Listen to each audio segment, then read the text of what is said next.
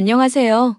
저는 30대 후반의 주부로 추운 겨울에 따뜻한 이부자리에 누워 귤을 까먹는 것 정도가 소소한 행복이랍니다. 사람들 사이에서 일어나는 갈등은 어지간하면 참고 견디는 저였으나 얼마 전에는 손이 똥서였던 인간과 부딪힌 적이 있었답니다. 저를 까내리며 자신만 돋보이려 알랑방귀 끼던 손이똥서가 도리어 스스로의 추악한 모습을 들키게 된 사연에 대해 얘기를 해볼까 해요. 어머님 생신이신데 상차림 준비는 잘 되어가고 있는 거지? 어떤 선물 좋아하시는지 목록 보내드렸으니까 그거 잘 챙기고. 네, 형님. 내가 뭘 제일 중요하게 챙겨야 한다고 했는지 대답해봐. 네? 어머님 못 먹는 음식 있으니까 알러지 있는 건 주의해서 구매하라고. 그게 아니지. 음식 맛은 정성이니까 만들 때 최선을 다하라는 거지. 사람 목숨 달린 거 지키는 거야 당연한 일 아냐? 저번에는 사람 목숨이 중요하니까 그 문제에 제일 신경 쓰라고 하셨잖아요. 우리 서로 알고 산 세월만 이제 2년은 다 되어 간다. 언제까지 초보 단계에 머물러서 응애응애 하고 있을래? 어머님, 제가 동서 야무지지 못한 거 말씀드린 적 있죠? 딱 그 사례가 지금 바로 보이네요. 너무 쥐잡듯 잡지 말거라. 그보다 너 보험 든다는 설계사분이랑은 얘기 좀 해봤니? 뭐다 이것저것 말을 많이 하는 것 같은데 내가 나이가 들어서 잘 이해가 안 가는구나. 안 그래도 어머님 보험금 수령받고 이래저래 신경 쓰실 거 많을 것 같아서 남편 쪽으로 수령인 일단 둔 거잖아요. 어머님 아프시면 그냥 저한테 돈 받으시는 걸로 바로바로 치료받으시고 나중에 남편이 그거 메꾸면 되니까요. 괜히 니들한테 번거롭게 하는 거 아닌가 걱정되는구나. 그러다 병원비가 더 나오면 어떡할까 싶기도 하고. 에이, 어머님은 그냥 오래오래 건강하게 사실 생각만 하시면 되세요. 번잡한 일은 저랑 동서한테 죄다 맡기시고요. 동서도 문제 없지? 네. 어머님 건강하고 잘 모시면 저야 좋죠. 사람이 왜 말귀를 못 알아들어? 상차림 혼자서 하는 거 문제 없냐는 말이잖아. 그날 나 설계사분이랑도 만나보고 부동산 일 때문에 많이 바쁘다니까? 네네. 아무 문제 없어요. 왜 문제가 있겠어요. 꼭 말을 해도 뭔가 찝찝하게 한다니까? 내가 부동산 중개업으로 바쁘다는데도 그렇게 불퉁한 태도여야 해? 동서는 전업주부잖아, 전업주부. 그냥 둘이 같이 하면 안 되겠냐? 둘째 애기가 지금 불편해하는 거 훤히 보이는데 말이다. 아니에요, 어머님. 저 전혀 불편하지 않은데요? 내가 너 봐온 세월이 있다. 너 힘든 거 많이 참으면서 거짓말할 때 버릇이 있다는 거 내가 알고 있으니까 그렇게 예절 안 따져도 된다. 어머머, 또 동서가 거짓말하고 있나요? 저는 아무리 봐도 모르겠던데 대체 무슨 버릇을 갖고 있는 거래요? 저도 알려주세요. 동서 거짓말할 때 좀 추궁 좀 하게요. 그걸 말하면 니들 사이만 뻔히 나빠지지 않겠니? 같이 사는 집안이니까 오래오래 사이좋게 지내자꾸나.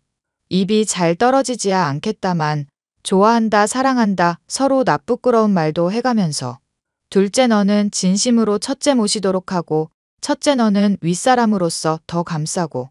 네, 어머님. 아휴, 어머님. 전 윗사람이라고 누구 쪼고 그런 사람 아니에요.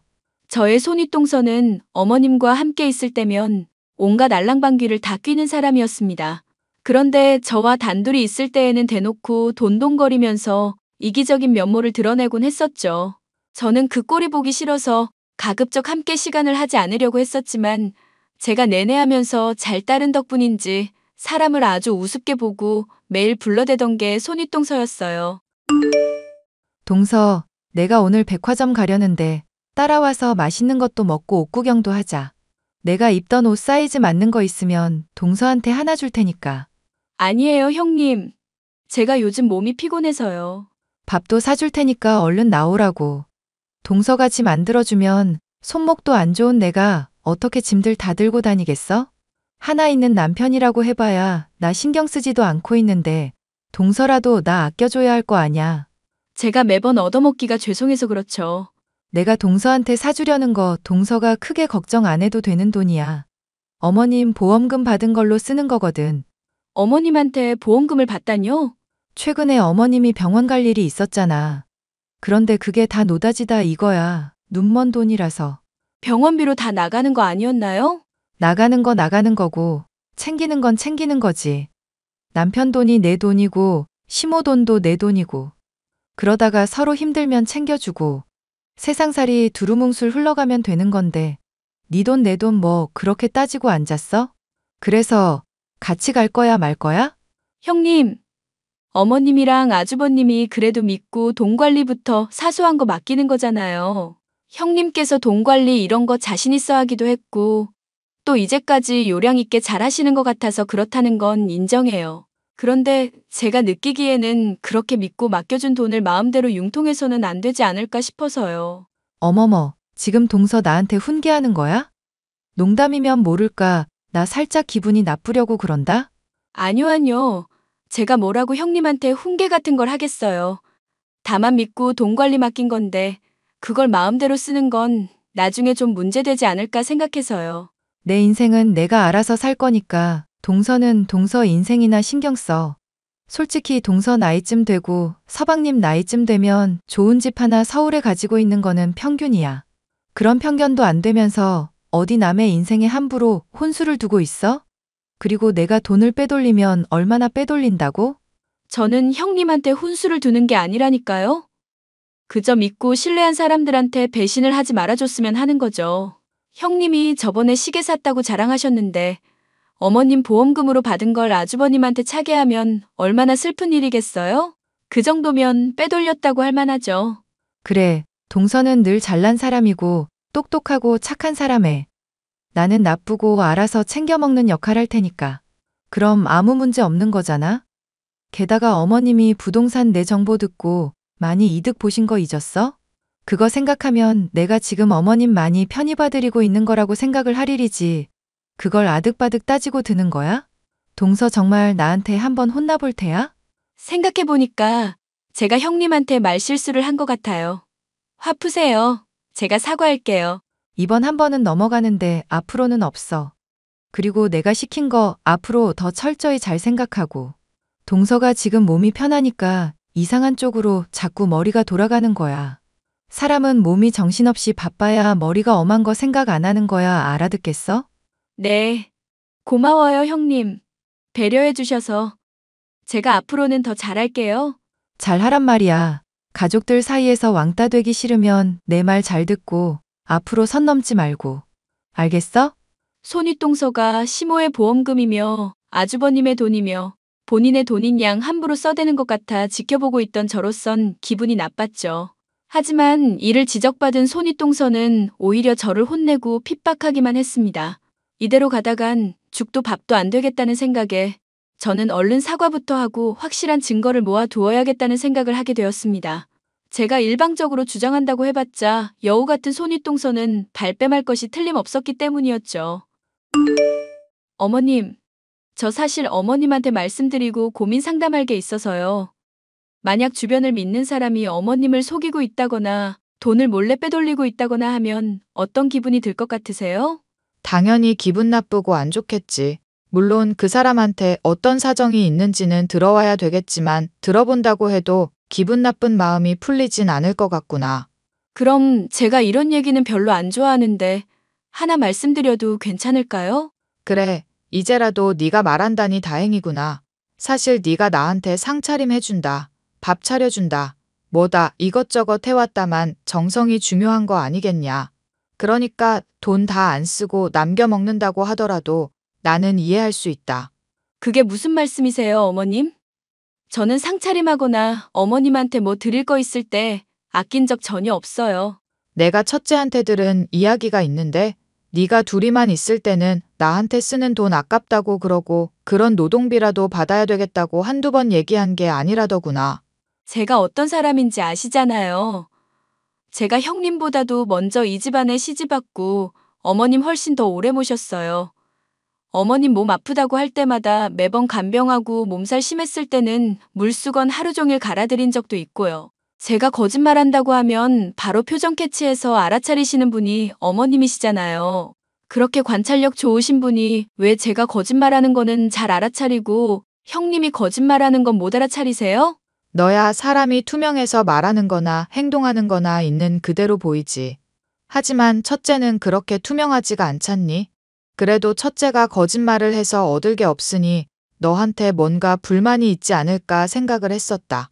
솔직하게 말하자면 내가 너 시집 온 초반에는 시집살이도 좀 시켰고 힘든 일은 너 혼자 다 하고 있으니까 네 나름도 불만이 많을 것 같기도 하고 말이다. 어머님이랑은 이제 정말 친하게 지내고 있다고 생각하고 있고, 시집살이 초반에 시켰던 것도 서툴은 저 위에서 그러셨다는 거 잘 알고 있어요. 저한테 하듯이 형님한테도 거짓말하는 거 바로 파악하시고 지적 좀 해주시면 좋겠네요. 저는 형님이 어머님께서 받을 보험금 빼돌린다는 거 말하고 싶어서 말씀드렸던 거예요. 첫째 애가 나한테 얘기하더구나. 네가 뒷담화하다가 걸리게 되면 분명 자기 걸고 넘어지면서 온갖 소리 짓거릴 거라고. 그래서 나는 네 손을 들어주고 싶어도 중립적인 입장을 지켜야 하잖니? 이렇게 되면 둘 다한테 이야기를 들어볼 수밖에 없다. 아니요. 어머님이 저 안 믿어주시니까 그냥 그런 셈 치세요. 네.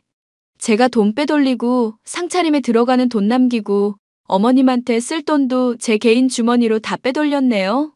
그만하거라. 아니요. 형님께서 하시는 말씀이 다 맞다니까요. 내가 너 불편한데 억지로 거짓말하는 거 다 간파한다고 했잖니? 지금 네가 나한테 하는 태도며 하는 말 보니까 내 돈 빼돌린다는 게 거짓말이라는 걸 훤히 알 수 있겠더구나. 어머님, 저 정말 서운했어요. 전 어머님한테 늘 좋은 거 드리고 싶은 마음이라고요. 앞에서만 알랑방귀 뀌는 게 아니라 정말로요. 첫째가 거짓말을 했거나 아니면 오해를 했거나 둘 중 하나라고 판단이 내려지는구나. 서운했다면 내가 대신 사과하마. 정말 미안하구나. 그래도 어떡하겠니? 가정을 화목하게 꾸리려면 윗사람으로서 이 이야기 저 이야기에 마냥 휘둘리고만 살아선 안 되는 거 아니겠냐. 만약에 네가 정 나한테 하고 싶은 이야기가 있다면 확실한 증거가 필요하지 않을까 싶구나. 물론 내 나름도 의심 가는 것들이 있는 건 사실이지만 말이다. 그럼 어머님께서는 제가 앞으로 어떤 말을 한다고 해도 안 믿고 형님만 이뻐하시는 것처럼 태도 정해주세요. 그러면 형님 분명히 신나서 꼬리가 밟힐 것 같거든요. 지금 당장이야 저한테 경계하는 마음이 있어도 제가 미안하다고 먼저 손 내밀었고 여전히 끈은 연결되어 있으니까 뭔가 하나 확실한 게 나오지 않을까 싶네요. 그건 네가 정말 잘한 거다. 사람이 앞에서 하는 말이랑 뒤에서 하는 말 다르면 언젠가 꼬리가 밟히기 마련이다. 그런 사람한테 네가 동조한다고 하더라도 이렇게 미리 말해줬으니 널 절대 오해할 일은 없을 테니까 네 나름대로 애써 보렴. 그리고 정말로 고맙구나, 아가. 형님은 다른 이야기 또 없으셨나요? 미리 알면 제가 주의할 수 있을 것 같네요. 첫째 얘기로는 너 떠보려고 일부러 나쁜 말 할지도 모르고 그게 귀에 들린다고 하더라도 본인 오해하지 말라고 그러더라. 이런 말 하기는 싫지만 걔가 여우 같은 구석이 있잖니? 제가 잘 해낼 수 있을지 모르겠어요. 어떤 일이 있더라도 관찰하고 또 계속 의심하는 거지. 세상살이라는 게 첫술에 배부를 수는 없잖니? 그렇게 관찰하고 또 관찰하다 보면 늘어나는 통찰력이며 지혜라는 게 있는 법이다. 평상시에 제가 거짓말을 할 때마다 기가 막히게 캐치하시던 시어머니. 제가 돈을 빼돌리며 모시기를 제대로 하지 않았다는 억울함 가득한 거짓말을 했더니 평소와 마찬가지로 기가 막히게 잡아내셨습니다. 평상시에는 그것 때문에 종종 속마음이 들켜 서운한 일이 많이 생겼었던 저였지만 덕분에 신뢰를 얻을 수 있었으니 전화위복이라고 할 수 있었죠. 형님, 어머님 조만간 가족끼리 여행 간다고 하시던데 그때는 참여 가능하신가요? 아, 노인네. 적당히 좀 싸돌아다닐 것이지 왜 맨날 그렇게 돌아다니나 몰라. 나이가 있으면 집에서 그냥 가만히 쉬면 될 일이지 왜 그렇게 못 돌아다녀서 안달이냐고. 사실 형님 입장 생각하면 힘든 게 당연하기는 하죠. 오, 동서 오늘 웬일이야? 웬일로 오늘 쿵짝이 좀 많네? 이런 얘기하면 싫은 티 팍팍 내더니? 어머님께서 며느리를 너무 막 굴리시는 거 맞기는 하니까요. 맞아, 맞아. 솔직한 심정으로는 그냥 얼른 돌아가셨으면 싶다니까? 사망보험도 드러났겠다. 보험금도 나름 짱짱하게 나올 텐데 언제쯤 돌아가시나 모르겠다. 그래도 나이가 좀 있으시니까 언젠가는 돌아가시지 않을까요? 조금만 저희도 참고 기다리기로 해요. 아니, 사망보험금 돈 많이 받으려면 노안으로 죽어선 안 돼. 질병이든 사망이든 특약 드러났으니까 그쪽으로 해서 죽는 게 더 확실하지. 내가 이런 얘기 한다고 또 괜히 돈 밝히니 뭐니 그런 식으로 오해하는 거 아니지, 동서? 나는 그냥 우리 가족들한테 노후에 물려주실 어머님 재산에 대해서 이야기하는 것 뿐이야. 사람은 죽어서 명예를 남긴다잖아. 기왕이면 돈도 남기면 좋은 거고. 알죠, 알죠. 동서랑 이렇게 이야기하니까 너무 좋네. 앞으로 이렇게 내 말 더 잘 듣고 끄덕끄덕하면 더 좋은 일 있을 거야. 그리고 괜히 지금 했던 말 사람들 귀에 안 들어가게 해야 되는 거 알고는 있지? 사람들이 누구 말 더 듣고 따를지는 뻔한 사실이잖아? 네, 형님. 잘 알겠어요. 그래서 말인데 내가 조만간 보험 설계사 한번 소개시켜 줄 테니까 이야기해봐. 그리고 어머님이 어떤 보험 들었는지부터 얼마 받을 수 있는지 이런 것들 죄다 꿰뚫어 놓고 있고. 나도 이제 나이가 있다 보니까 그런 서류들 보는 것만으로도 염증이 생기는 기분이란 말이지. 한 살이라도 어린 동서가 내 쪽보다는 훨씬 낫지 않겠어? 형님께서 그런 쪽에 박지 않으신가요? 또 말대꾸한다. 어머님 나이 들면 걸어 다니는 병원이라고 해도 무방한 정도야. 그러니까 보험 미리미리 가입해 놓고 잘 타먹을 생각이나 하라는 이야기야. 내가 자꾸 가입하라고 하면 어머님 돈줄로 보고 있는 것처럼 보이니까 동서가 이야기 좀 먼저 꺼내고 가입 권유를 하란 말이지. 이해가 가? 저는 손윗동서가 추천하는 보험 설계사를 만나봤었는데 깔끔한 인상에 고급스러운 양복까지 입고 있고 전문적인 느낌이 많이 풍기더라고요. 그런데 이상한 일이었죠. 형님이 샀다고 저에게 자랑했었던 시계와 동일한 것이 보험 설계사에게도 있더라고요. 저는 어쩌면 이게 중요한 단서가 되지 않을까 싶어 나름대로 조사를 해보았답니다. 결과는 참 놀랍더군요. 어머님, 이런 이야기 드리기가 좀 민망스럽긴 한데 아무래도 형님이 남자 문제가 좀 있는 것 같아서요. 그게 무슨 소리니?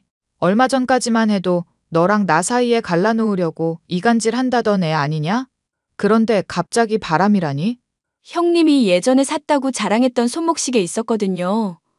그게 한정품이라나 뭐라나 하면서 되게 자랑했었는데 그걸 자주 만나는 보험 설계사가 차고 있더라고요. 어머님한테 화재보험 얼마 전에 들라고 했었던 거 기억나시죠?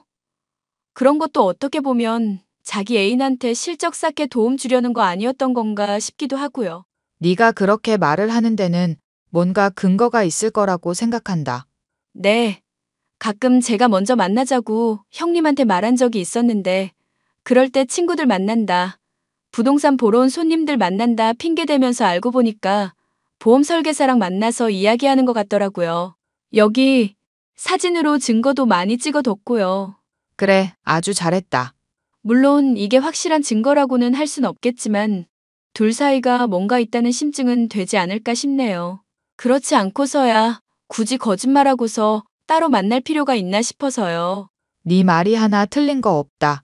그동안 내 보험금 빼돌리고 있다는 거 알고 있었으면서도 용돈으로 알아서 융통하고 나 돌봐준다고 생각하면서 넘어가려고 했었다. 근데 이렇게 내 첫째 아들 기만하면서까지 그냥 막 나가는 애니 절대 관둬선 안 되겠다 싶구나. 이걸 당장 요절 내든지 해야지. 어머님, 조금만 더 기다려 주실 수 있을까요? 조금 더 확실한 증거를 잡을 수 있을 것 같아서. 그동안 네가 나름대로 조사 많이 했는데도 밝혀진 거 없었잖니? 그런 상황에 더 파본다고 뭔가 나오겠니? 너 그동안 고생했는데 지금이라도 다 까발려버리고 이혼을 시키든지 해야겠구나. 그동안 형님 패턴 보면 어머님 보험금 탈 일 있을 때마다 신나서 써대고 소비하고 놀러 다니더라고요. 그런 거 생각하면 어머님께서 보험금 받을 일이 생기게 하고 확실한 증거를 잡아두는 게 좋지 않을까 싶어서요. 네 말이 맞다. 네 지혜가 나보다 100배 1000배 낫구나. 내가 너한테 오늘 많이 배웠다. 어쩜 그렇게 똑똑한 생각을 했니? 어머님께서 사람을 잘 관찰하라고 하셨잖아요. 저도 어머님 본받고 싶어서 형님 열심히 관찰했죠. 그랬더니 뭔가 보이는 게 있더라고요. 네 말대로라면 그 간악한 년을 단번에 붙잡을 수 있고 끌어내릴 수 있겠구나. 이 일은 우리 둘만 알고 있자꾸나. 일단은 그러면 요리를 하다가 화상을 입었다고 말하는 게 좋겠구나. 제게 모든 시댁과 관련된 일들을 다 시키는 것은 물론 어머님의 보험 일까지도 일임해버린 손윗동서. 저는 이때까지 꾸준히 관찰해왔던 결과에 따라서 어머님께서 안 좋은 일이 있어 보험금을 탈 때마다 손윗동서가 신이 나서 뭔가를 저지를 거라는 걸 짐작하고 있었죠. 어머님과 저는 말을 맞추고서 손윗동서에게 일을 전달하였습니다. 형님, 어머님께서 요리하시다가 화상을 크게 입으셨대요. 빨리 병원으로 오셔야 할 것 같아요. 내가 요즘 많이 바쁘다는 거 알고 있지? 그보다 당황하지 말고 침착을 유지하려고 노력해야지. 동서는 늘 그렇게 바쁘고 정신없는 게 문제야. 이 상황에서 어떻게 제가 침착을 유지하겠어요. 내가 알아서 일 마무리 짓고 갈 거니까 동서는 그렇게 알고 있어. 어머님 잘 달래드리고 침착을 유지하란 말이야. 사람이 기분 좋거나 나쁘다고 함부로 경거망동했다가는 오히려 일을 망칠 수가 있다는 거 꼭 기억해둬. 나이 더 많은 사람으로서 인생 지혜 알려주는 거니까 귀담아 들으란 말이야, 알겠어? 형님은 그러면 언제쯤 오실 수 있는데요? 제가 어머님한테 얘기라도 해놓게 언제쯤 오실 수 있는지 대략이라도 알려주세요. 때 되면 간다니까 그러네. 왜 자꾸 짜증나게 사람을 보채고 그래? 일단 보험 설계사한테 이따가 연락 넣기나 해. 손윗동서에게 소식을 전하며 몰래 따라붙어 있었던 저. 손윗동서가 보험 설계사 남자와 함께 모텔로 들어가는 장면을 사진에 담아둘 수 있었습니다. 거짓말까지 해가며 자주 만나던 둘 사이가 심상치 않다는 것을 알고는 있었지만 제 추측 그대로 들어맞는 행동에 스스로도 소름이 돋을 지경이었죠. 형님, 어머님께서 많이 아프시고 놀라시는 상황인데 같이 와서 보셔야죠. 아무리 그래도 첫째 며느리가 봐주고 챙겨주는 게 더 기분이 좋지 않겠어요? 얼마나 다쳤대? 네? 많이 다치셨죠. 지금 그게 중요한가요? 얼마나 다쳤는지에 따라서 보험금도 달라진다는 얘기야. 화상이라는 것도 그냥 단순하게 다치는 것도 있고 피부 자체가 아예 절단까지 필요할 정도로 크게 낮추는 경우도 있잖아. 그래서 보험금은 얼마나 나온다는 얘기야? 수량이는 당연히 장남 쪽으로 했겠지? 동서 이런 거 철저하게 내가 하라고 분명히 말했었잖아. 아주버님께서 돈 받는 것도 맞고 제가 철저하게 체크한 것도 맞긴 맞아요. 근데 어머님께서 화상으로 돈 받을 일이 있어야 아주버님께서 보험금 수령이 가능하겠죠? 지금 정신없는 건 알겠는데 갑자기 무슨 헛소리야? 어머님께서 화상 입으셨다며? 내 남편이 돈 받는 게 당연한 건데 갑자기 말을 빙글빙글 돌리고 있어? 혹시 술 마셨어?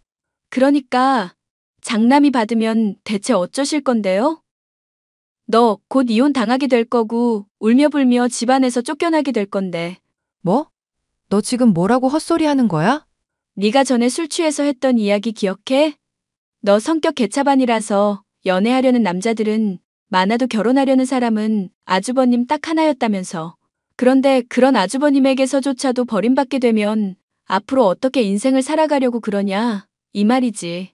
그러니까 지금 대체 뭐라고 헛소리 하는 거냐고. 알아듣게 이야기해. 어머님, 지금 나랑 같이 대기 모텔 들어간 거 보고 있어. 보험 설계사랑 바람난 거 다 알고 있다고. 어머님 다쳐서 댁 기분 좋은 날이면 보나마나 뭔가 저지를 것 같았거든. 그래서 몰래 미행했었지. 뭐? 그거 범죄 아니야? 너 지금 대체 무슨 짓을 저지른 거야? 너 경찰에 신고한다? 경찰에 신고고 자시고 댁은 이혼당할 걱정이나 하시라고요. 그동안 내 뒷담화하면서 어머님이랑 나 사이 갈라놓으려고 했었지? 댁도 똑똑하긴 하더라. 나쁜 말 하더라도 나 떠본다는 식으로 핑계 깔아놓았으니까 어머님한테 녹음 들려줘도 둘러댈 수도 있었을 테고. 그런데 그렇게 여우짓하는 것도 하루 이틀 이어야지. 꼬리가 길면 밟힌다는 말 못 들어봤어? 어머님이나 나나 대기하는 김한질에 생각 없이 놀아나는 사람들 아니었어. 그걸 착각한 게 네 최대 실수야. 야, 안 닥쳐? 안 닥치냐고. 모든 시대기를 저에게 다 시키고 본인만 점수를 따려고 했던 손윗동서. 심지어 이간질까지 하면서 어머님과 저의 사이를 갈라놓으려 들던 사람이었고 부동산 일을 하면서 큰 이득까지도 가져다 준 적이 있었기에 저로서는 이길 수 없는 사람이었는데요. 짐승도 아니고 본인의 욕망을 참지 못하고 남을 험담하고 돈을 밝힌 데다가 다른 남자 놀아나는 모습 때문에 결국에는 집안에서 쫓겨나고 이혼당하는 신세가 되고 말았답니다. 동네에 소문이 나는 바람에 기껏 터전을 잡은 부동산 중개업은 접고 다른 지역으로 도망치듯 사라지고 말았죠. 그 뒤로는 소식을 들을 수 없었지만 원래도 넉넉하지 않았던 경제적 상황에 성격까지도 안 좋은 여자였고 이젠 이혼녀 낙지까지도 생기게 되었으니 미래야 불보듯 뻔했죠. 저와 시어머니는 이 일을 통해 더욱더 돈독해져 지금까지도 엄마와 딸처럼 친하게 지내고 있고요. 사연 마지막까지 함께 해주셔서 감사합니다.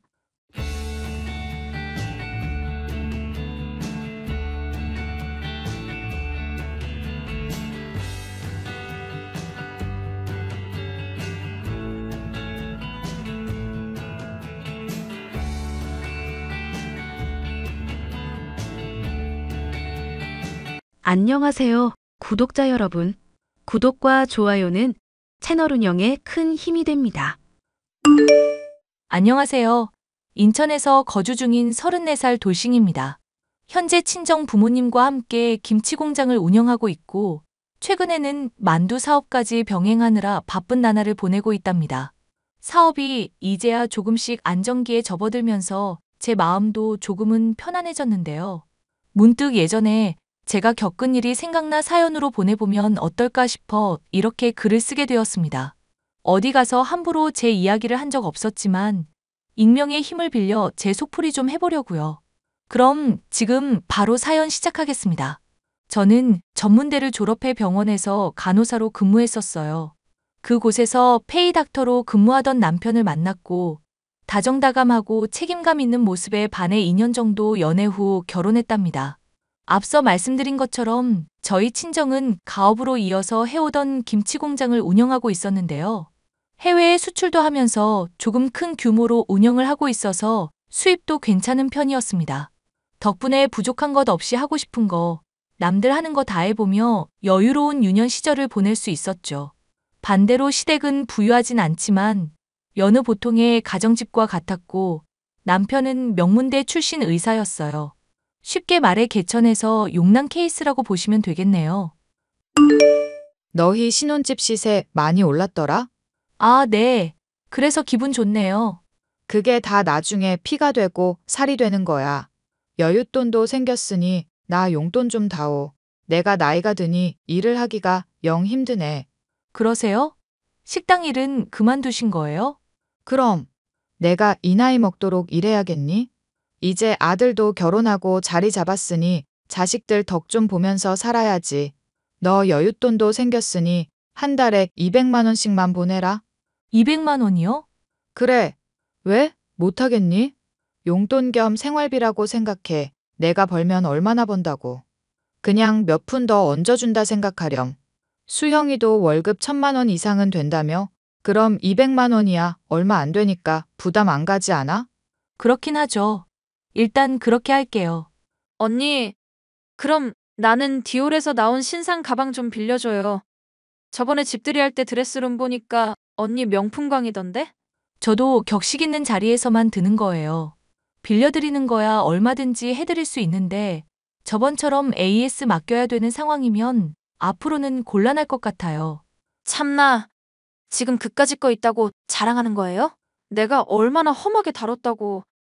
어차피 그거 오빠가 사준 거 아니에요? 제가 제 돈으로 산 거고요.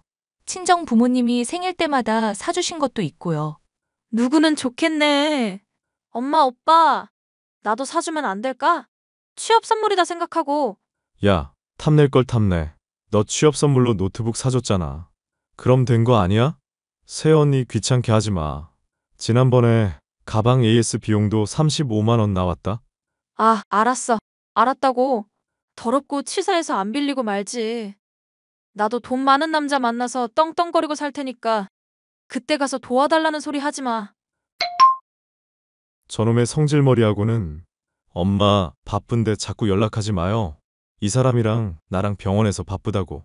용돈은 다음 달부터 200 드릴 테니까 더 이상 바쁜 사람 붙잡고 뭐라 하지 마요. 알겠죠? 아이고, 서방 없는 년은 부러워서 어떻게 산담? 알았다, 알았어. 시어머니는 한 달에 용돈 200만 원을 달라고 하셨고 신우이도 툭하면 제가 가진 명품이나 옷을 탐내더라고요. 결혼 전에 크고 작은 트러블로 문제를 일으켜서 파혼 위기까지 갔었지만 남편이 결혼해서 고생시키지 않겠다는 다짐을 하길래 그거 하나 믿고 결혼한 거거든요. 그런데 남편은 결혼하고 태도가 정말 바뀌어 버렸습니다. 가부장적인 마인드는 물론이거니와 어느샌가 은근히 저한테 희생을 강요하더라고요. 결국 자녀 계획을 세운다는 핑계로 다니던 병원까지 그만두고 말았습니다. 그 와중에 아들 부심이 대단한 시어머니는 결혼하면 여자는 출가회인이니 친정에 신경 끄라는 말을 달고 사셨어요. 친정이랑 워낙 가깝게 사니까 평소에 자주 보니 그게 안 입고 오셨나 봅니다. 명절에 제사 지내고 친정집에 가려 하면 이런저런 핑계로 못 가게 막는 건 기본이었고요.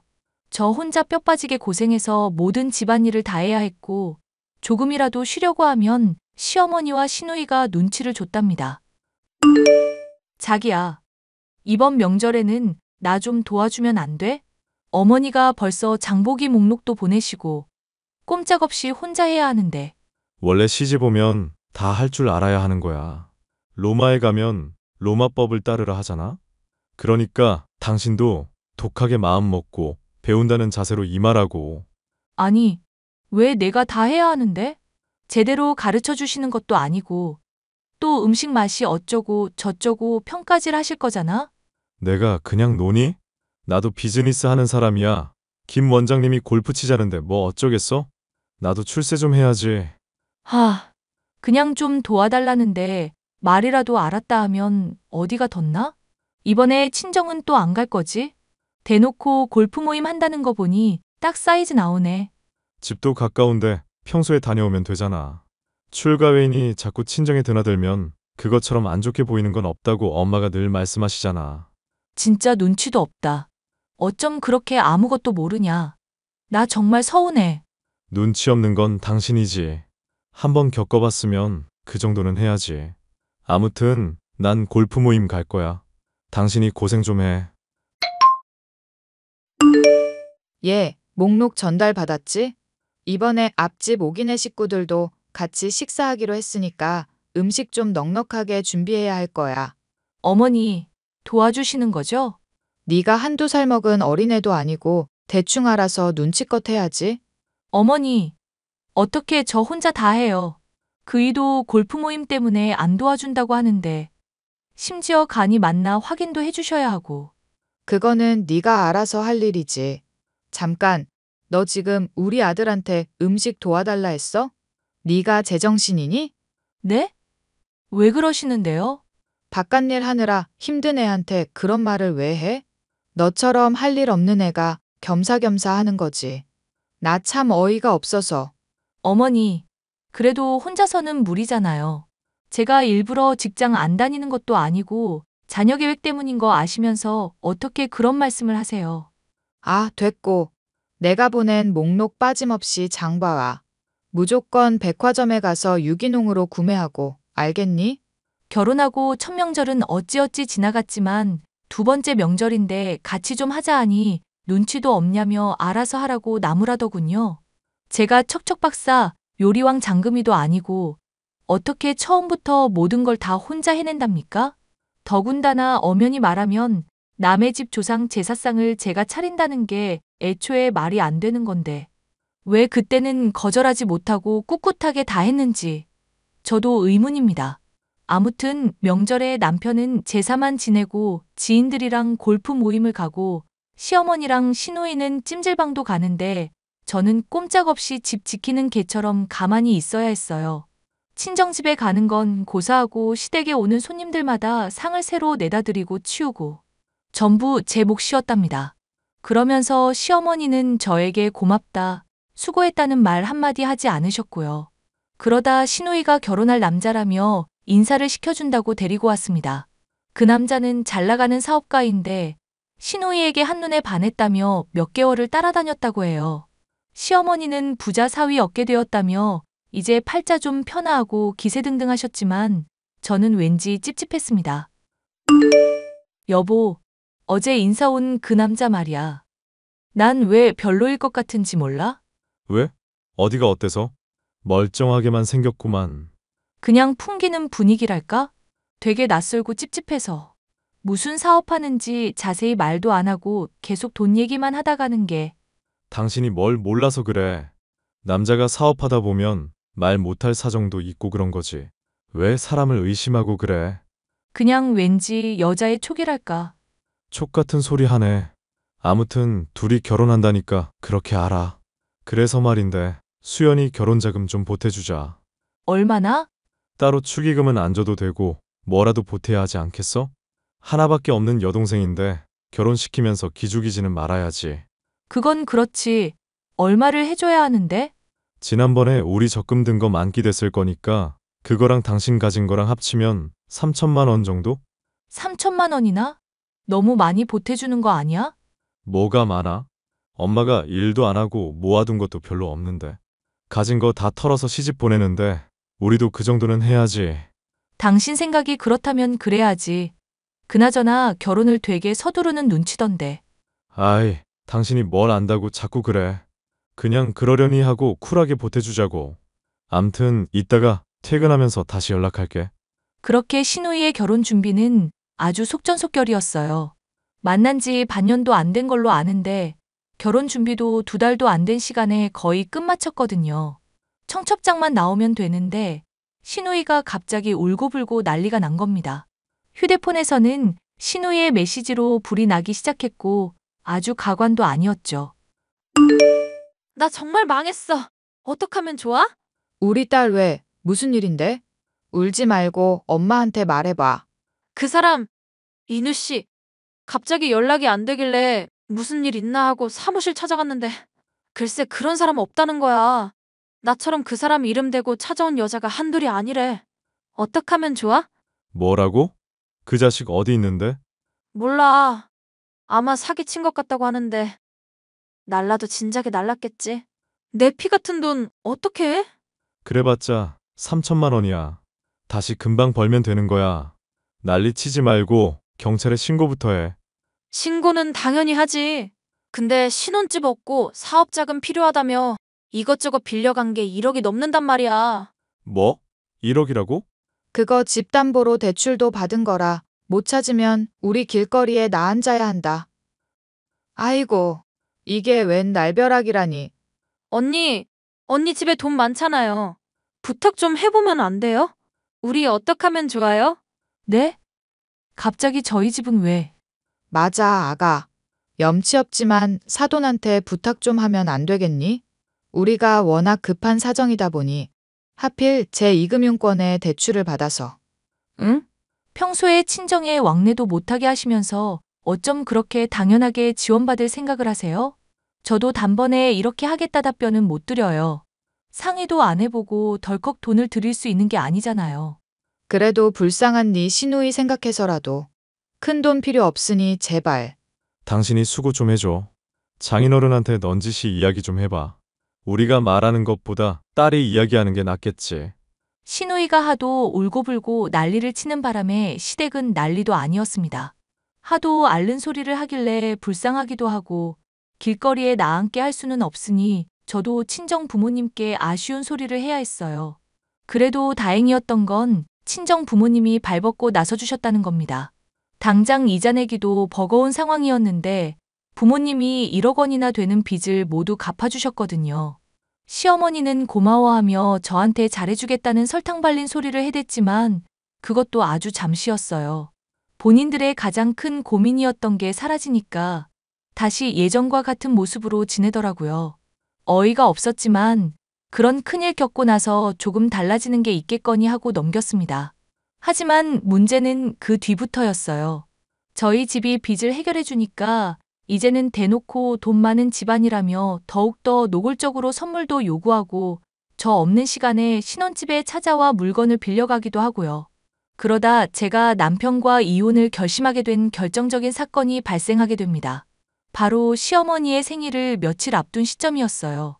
제 신혼집이 친정과 시댁의 중간 지점에 위치했는데 신혼집 주변이 재개발되면서 덩달아 시댁이 살고 있는 집값도 오른 거였죠.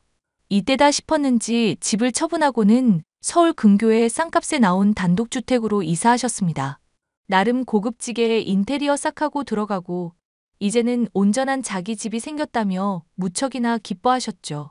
그리고 새 집에 이사 온 기념으로 생일에 고등학교 동창들을 다 초대하겠다고 하셨어요. 야, 다음 주 우리 엄마 생일이어서 가족 지인 다 초대할 거거든? 쫓겨나기 싫으면 상다리 부러지게 차려봐. 말투가 왜 그래? 인원이 그렇게 많으면 출장 뷔페 부르는 게 낫지 않아? 말이 되는 소리를 하렴. 음식에 정성이 있어야지. 어디서 꾀를 부리고 있어? 어머님, 꽤 부리는 게 아니라요. 그 출장 뷔페 되게 유명한 셰프가 하시는 거예요. 아니 글쎄, 사람 먹는 게 다 거기서 거기지. 그 사람이 만든다고 뭐 금덩어리라도 된다니? 아무튼 사진으로 장보기 목록 보낸 거 그거 그대로 사오너라. 내일 장 보려고 하는데 괜찮으시죠? 그래, 너 좋을 대로 해. 그나저나 음식 준비하는 데 있어서 너도 신경 좀 써야 한다. 네네, 알겠습니다. 아, 그나저나 이번에 갈비찜 하거들랑 10인분 하지 말고 한 20인분 해. 뭐라고요? 20인분? 그걸 누가 다 먹어? 다 남길 것 같은데. 뭘 남겨? 각자 들고 갈 여유 음식 만들어 놓으라고. 남아도 되니까 많이 만들어. 알았어요, 어머니. 냉장고에 재료 들어갈 자리는 있어요? 미리 재료 갖다 놓을 거예요. 쑤시면 다 들어가. 그런 거 걱정하지 말고 내가 준 목록이나 잘 간수해. 저는 체념하고 1년에 한 번 있는 생일까지 건 못 해주겠냐고 이왕 하는 거 제대로 해보려고 마트에 가서 장을 보게 되었습니다. 그런데 갑자기 친정 부모님이 연락하셨는데 급전이 필요하다며 저에게 5천만 원 정도를 부탁하시더라고요. 시누이 결혼하면서 결혼자금 보태준답시고 도와준 것 때문에 저는 돈이 모자란 상황이었고요. 부모님이 이유는 말씀을 잘 안 해주셨는데 상당히 급해 보였습니다. 남편과 시어머니에게 어렵사리 도움을 요청했지만 매몰차게 거절당했어요. 이사하면서 가진 돈 다 써버렸다며 사람이 무안할 정도로 거절하는데 아무런 도움이 되지 못하는 제가 한심스럽기까지 했습니다.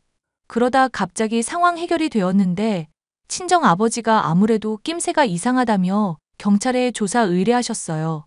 며칠 뒤 시어머니의 생일 당일 아침 친정 아버지로부터 연락을 받았습니다. 범인이 잡혔다는 소리에 아침 일찍 경찰서에 다녀오셨는데 글쎄 거기서 시누이를 봤다는 거지 뭐예요? 저도 깜짝 놀라 하던 일 다 멈추고 경찰서로 달려갔습니다. 지혜야 오고 있니? 사실 너한테 말 못한 게 있단다. 나 지금 거의 다 왔어요. 말 못한 게 뭔데? 사실 사돈 처녀가 범인이야. 혼자서 한 게 아니지만 나도 가서 깜짝 놀랐다. 네? 지금 그게 무슨 소리예요? 아니 글쎄, 누가 우리 김치에서 이물질 나왔다고 신고를 한 거야. 그래서 맘카페며 인터넷이며 난리가 났던 거 알지? 글쎄 그게 사돈처녀가 사람 하나 시켜서 저지른 거란다. 뭐라고? 지금 그게 말이 돼? 나도 기가 막혀서 말이 안 나와. 소문 만들어서 퍼뜨린 것까진 이해해. 근데 그거 일부러 그랬다는 거야. 야채값도 많이 오르고 급한 대로 보상금 지급해야 해서 5천만 원 필요했는데 그게 다 사돈처녀가 짜고 친 고스톱이었다고. 아니, 왜 그런 짓을? 사돈처녀 말로는 돈이 필요했나 봐. 예전에 사기 같은 거 당했잖아. 그 이후로 돈이 조금 딸렸나 보더라고. 아무리 그래도 그렇지. 엄마 아빠를 상대로 이런 짓거리를 했다는 거야? 일단 나 앞이니까 기다려. 이거 우리 시어머니랑 남편도 알아? 아직 연락은 안 갔을 거야. 상황 대충 마무리하고 연락까지 싶은데 조사 먼저 끝내야 된다고 하더라고. 어이가 없네.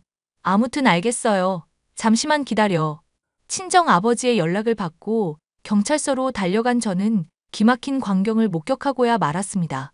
TV에서나 보던 것처럼 죄를 저지른 사람들이 옷 뒤집어 쓰고 고개 푹 숙이고 있다고 하는데 웬 젊은 남녀 한 쌍이 딱 그러고 있더라고요.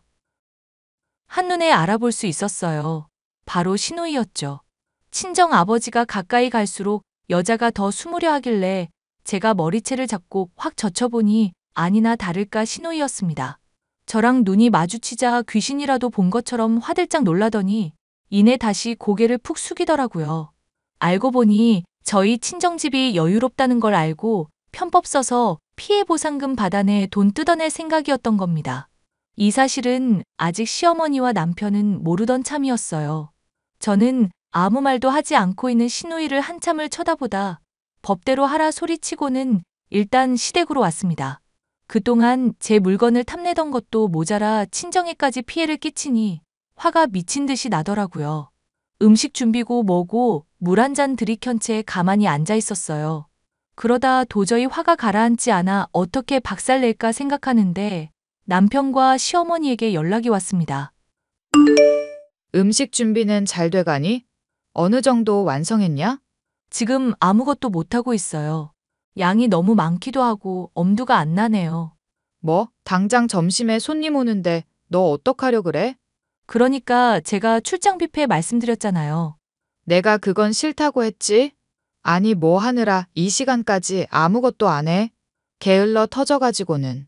부모님이랑 상의할 일이 있어서 이야기 좀 하느라 늦었어요.